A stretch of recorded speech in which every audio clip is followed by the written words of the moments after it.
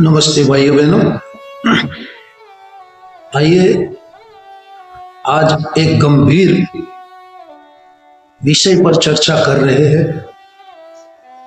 वो विषय है जिनको अखिल विश्व गायत्री परिवार अपना आराध्य इष्ट उपास्य और सब कुछ मानते हैं, ऐसी अवतारी दिव्य चेतना जिन्होंने अपना जीवन लोक मंगल के लिए, पीड़ित मानवता के लिए, संस्कृति के उत्थान के लिए और सनातन धर्म की रक्षा के लिए और संस्कारों को जन जन तक पहुंचाकर भारत को विश्व गुरु बनाने के लिए अविरत साधना करके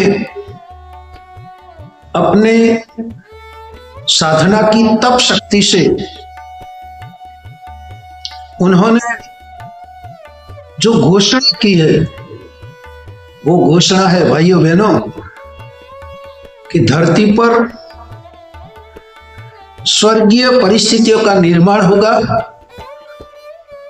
मनुष्य के भीतर छिपी हुई देव शक्तियों जागृत होगी और अगले आने वाले दिनों में भारत समग्र विश्व का नेतृत्व करेगा और भारत विश्व गुरु बनेगा।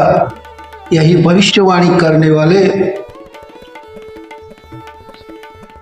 आगरा जिले के आवलखेड़ा गांव में अवतरित हुए ये महामनीषी, ये युग ऋषि, युग दृष्टा, युग साधक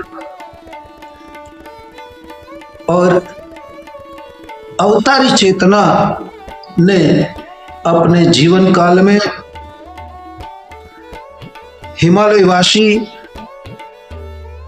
अपने मार्गदर्शक, आराध्य इष्ट गुरु, परम वंदनीय, प्रातः स्मरणीय श्री सर्वेश्वरानंद जी महाराज,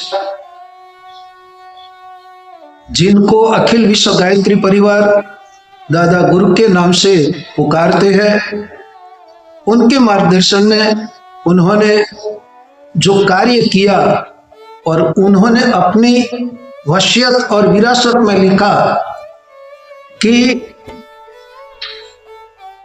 महामानव बनने की विद्या जो हमने सीखी और अपनाई। तो आइए इसको विस्तार से जाने। इसके पूर्व गायत्री मंत्र एक साथ, एक स्वर हमारे साथ। ओम भूर्भुवः स्वः तत्सवितुर्वरेण्यं भर्गो देवस्य धीमहि धियो यो नः प्रचोदयात्।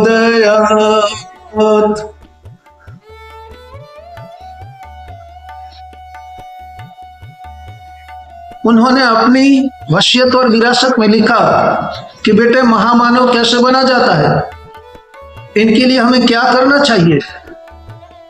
जो मैंने सीखी वो आज मैं आपको और सबके सामने रख रहा हूं ताकि आप भी महामानव बन सके। इसीलिए भाइयों बहनों, उन्होंने बताया कि उचित होगा कि आगे का प्रसंग प्रारंभ करने के पूर्व हम अपनी जीवन साधना के स्वयं की आध्यात्मिक प्रगति से जुड़े 3 महत्वपूर्ण चरणों की व्याख्या कर दे। हमारी सफल जीवन यात्रा का यही केंद्र बिंदु रहा है। आत्मगाथा पढ़ने वालों को इस मार्ग पर चलने की इच्छा जागे, प्रेरणा मिले तो वे उस तत्व दर्शन की हृदय में करें जो हमने जीवन में उतारा। अलौकिक रहस्य प्रसंग पढ़ने सुनने में अच्छे लग सकते हैं, पर रहते हैं वे व्यक्ति विशेष तक ही जीवित सीमित है।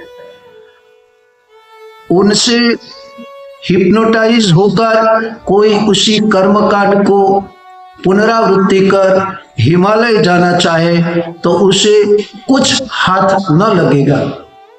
सबसे प्रमुख पाठ जो इस काया रूपी चोले में रहकर हमारी आत्मसत्ता ने सीखा है वह है सच्ची उपासना, सही जीवन साधना एवं समष्टि की आराधना। यही वह मार्ग है जो व्यक्ति को नर मानव से देव मानव, ऋषि, देवदूत स्तर तक पहुंचाता है। जीवन धारण के लिए अन्न, वस्त्र और निवास की आवश्यकता पड़ सकती है। साहित्य सृजन के लिए कलम, स्याही और कागज चाहिए। फसल उगाने के लिए बीज और खाद पानी का प्रबंध करना पड़ता है। ये तीनों ही अपने अपने स्थान पर महत्वपूर्ण है। उनमें से एक भी उपेक्षा नहीं की जा सकती।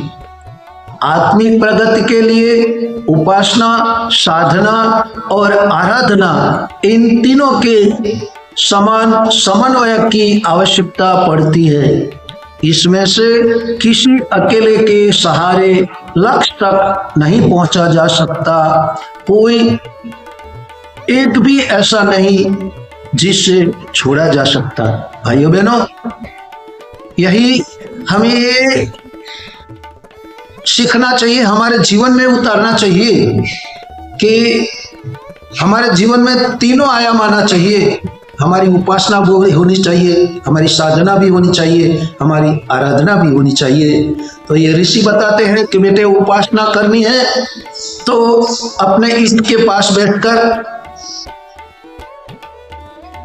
इनके जैसे गुणों की धारणा करके आप में भी उपासना का समावेश करके आप भी उनके जैसे बन सकते हैं। साधना के बारे में बताते हैं कि बेटे हमारे जीवन में कसाय कल्मश, वृत्तियां, कुविचार, कुसंस्कारों को दूर करने के लिए हमें साधना करनी चाहिए और इसके लिए अनुशासन, व्रत, जप, तप सब करना पड़ता है ताकि हमारी जीवन साधना सफल हो। और आराधना ये लोक मंगल की है, मानव कल्याण के लिए है, वसुधैव कुटुंब की उदात्त भावना के लिए है। तो यही हमारे ऋषि ने बताया कि जीवन में महामानव बनने की एक ही सरल विद्या है, वो है उपासना, साधना और आराधना।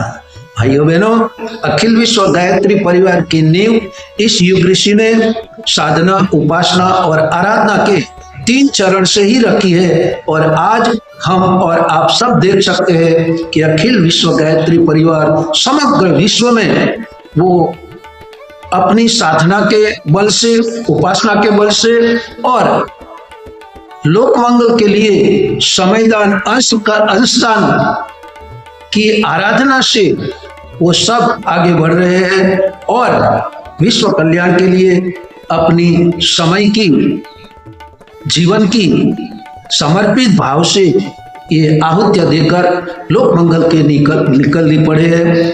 इसी तरह हमें भी ये कार्य करना होगा। तो आशा करता हूँ कि आपको ये हमारा वीडियो पसंद आया होगा। तो आप लाइक करें, शेयर करें और सब्सक्राइब करके अपने मित्र मंडल में पहुंचाएं ताकि हमारे नए वीडियो का अपडेट्स आप तक पहुंच सके। आप सबको प्रणाम, नमस्कार।